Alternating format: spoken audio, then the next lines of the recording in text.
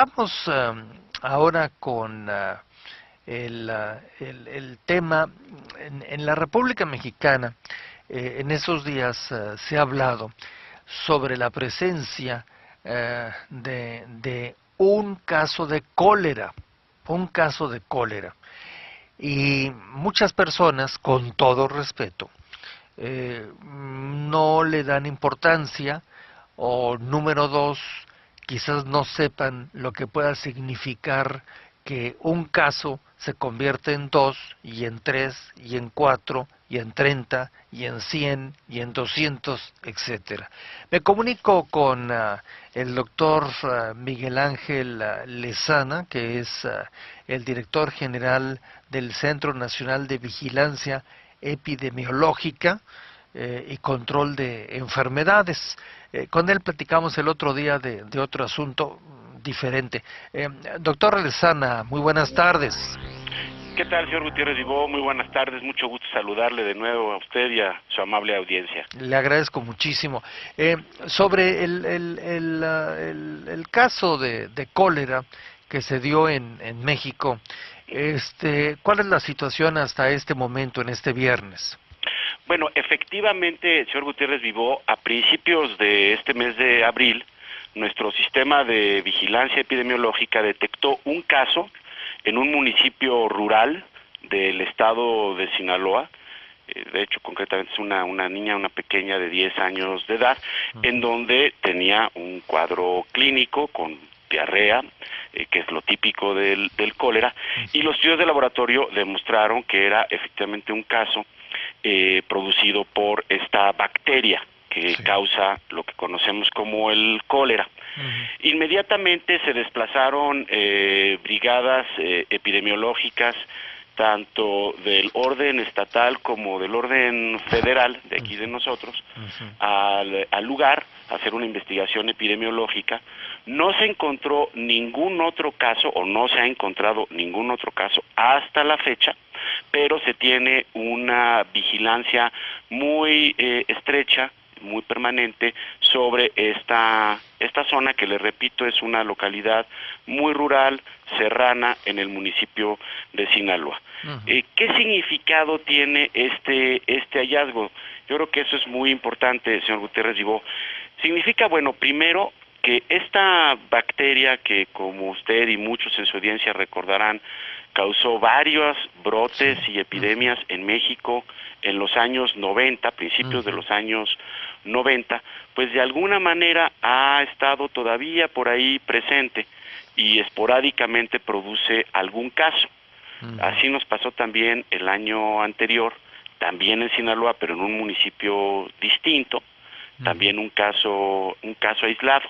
Eso quiere decir que tenemos que tener mucha atención, desde luego las autoridades de salud, pero también la población, sobre todo en esta época del año, en relación con el agua que consumimos y con los alimentos que consumimos. El cólera es una enfermedad que se transmite por el consumo de agua y de alimentos contaminados, que se contaminan cuando una persona que tiene la bacteria pues la expulsa a través de la materia fecal, y esta contamina agua y contamina alimentos. Entonces, eso es lo importante del significado de este hallazgo, señor Gutiérrez Vivó.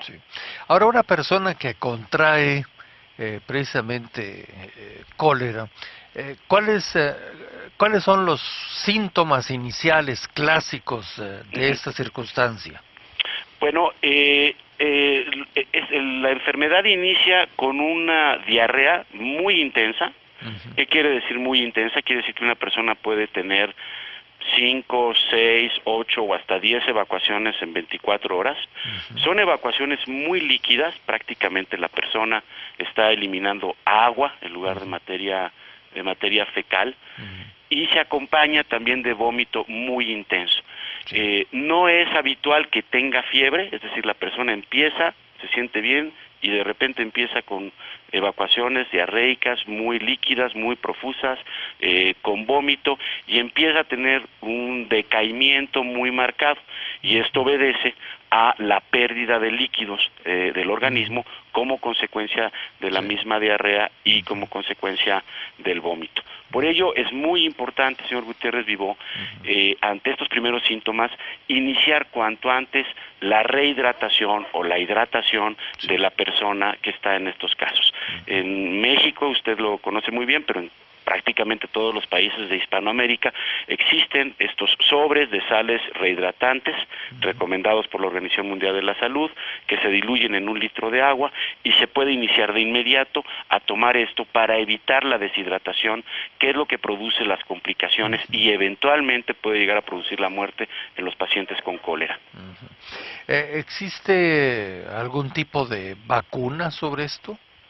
Hay particular 2 vacunas que ha estado los últimos años revisando y analizando la Organización Mundial de la Salud. Una de ellas en particular es bastante promisoria, pero todavía no se recomienda su uso de manera generalizada.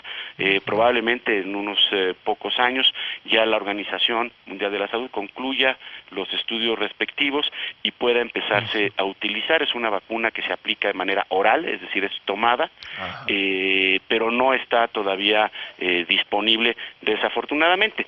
Sin embargo, tenemos otras medidas para protegernos, que es el cuidado de los alimentos, el cuidado del agua, la higiene personal, regresar a aquello de hay que lavarse frecuentemente las manos antes, después de ir al baño, antes de preparar alimentos, y medidas de higiene básicas personales muy importantes que nos pueden ayudar a evitar no solo el cólera, sino algunas otras enfermedades también gastrointestinales, señor Gutiérrez Vivó. Sí. Una última pregunta, doctor. Para las personas que se vieran en una circunstancia de estas, que ojalá no tengamos más, ¿qué es lo que debe de tomar? ¿Qué clase de medicamento? Ya sé que no se receta por medios de comunicación, pero para que la persona pueda restablecerse, y cuánto dura ese proceso. Mire, afortunadamente en el caso del cólera contamos con antibióticos muy efectivos para su control. ¿Qué es lo que debe de hacer la persona? Iniciar lo antes posible su hidratación a través de los sobres que en México conocemos como vida oral, en otros países tienen otros nombres, electrolitos orales. Es la fórmula recomendada por la Organización Mundial de la Salud. Iniciar de inmediato eso y acudir al servicio médico, en donde le van a prescribir el antibiótico que es el que corresponde para estos casos. Es un antibiótico que está disponible en todo el mundo, es un antibiótico de uso muy común, que es muy efectivo afortunadamente en los casos de cólera, y que hace que la persona en 24 horas ya sienta un restablecimiento muy importante. Es decir, es una enfermedad muy aguda, que si no la tratamos a tiempo, el enfermo se deteriora muy rápido, pero al revés, si la tratamos a tiempo, el enfermo se recupera muy rápido. Bueno, pues ahí está, como dicen, del 1 al 10, para que tengamos el cuidado necesario.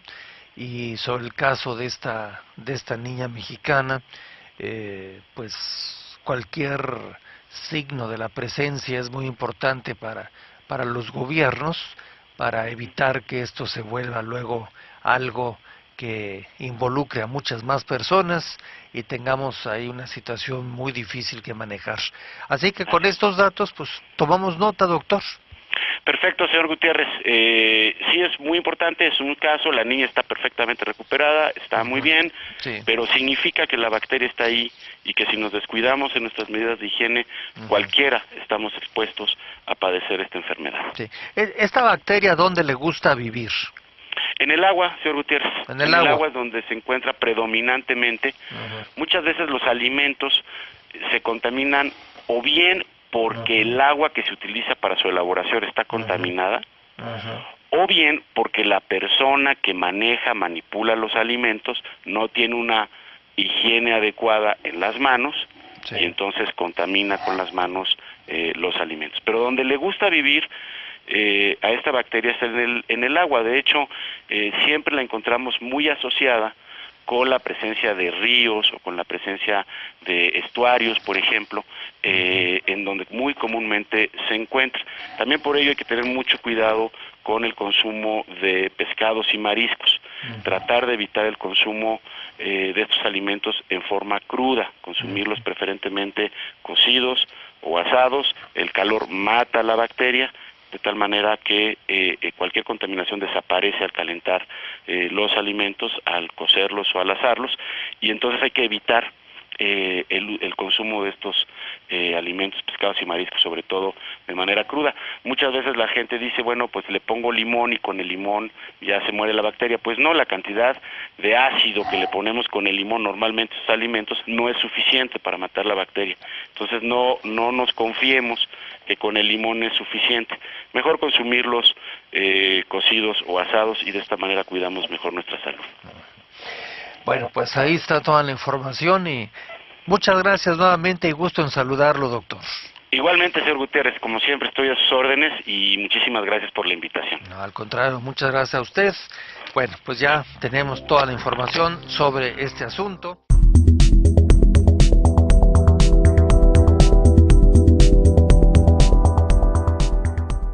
General del Centro Nacional de Vigilancia Epidemiológica y Control de Enfermedades.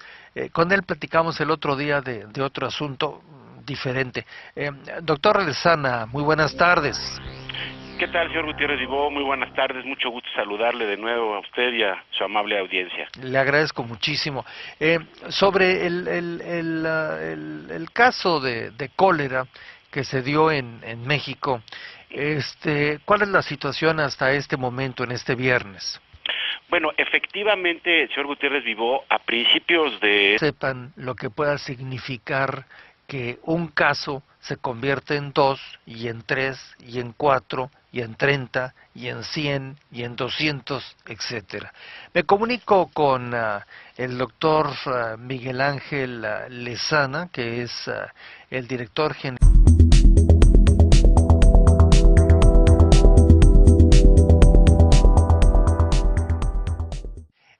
Vamos ahora con el tema.